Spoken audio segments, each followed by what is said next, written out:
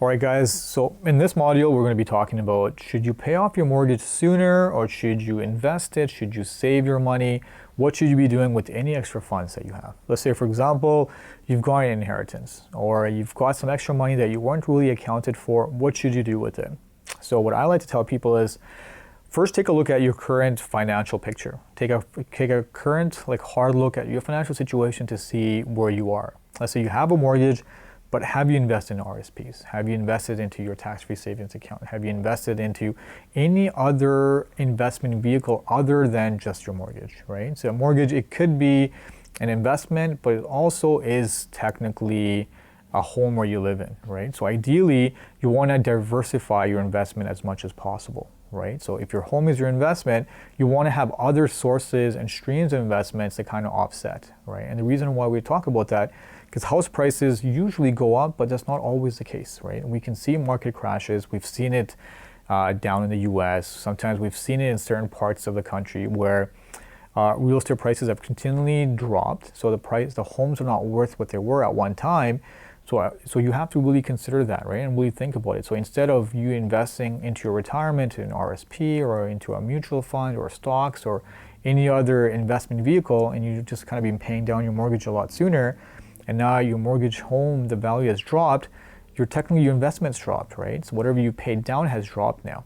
So it really just depends on your situation. But for example, let's say you have diversified your investments, you have substantial RSPs or a decent amount of RSPs and stocks and tax-free savings account, whatever it is, and you feel you're more comfortable and you have some extra funds left over, then by all means, pay down your mortgage a lot sooner, use it to maybe pay it off as fast as you can, but don't use that as the only thing, right? You should have a diversified source of investments, right? Because what most investments advisors will tell you, not to put all your eggs in one basket, and this would really apply in this scenario.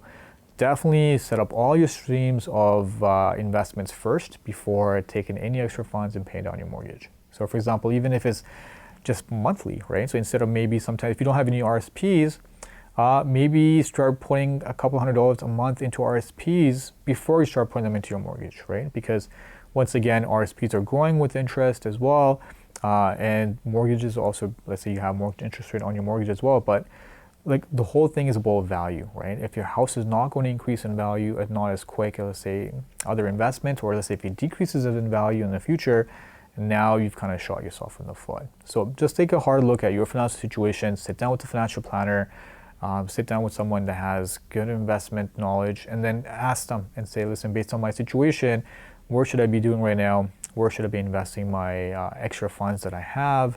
Should I be paying down my mortgage or should I be putting into other investment vehicles?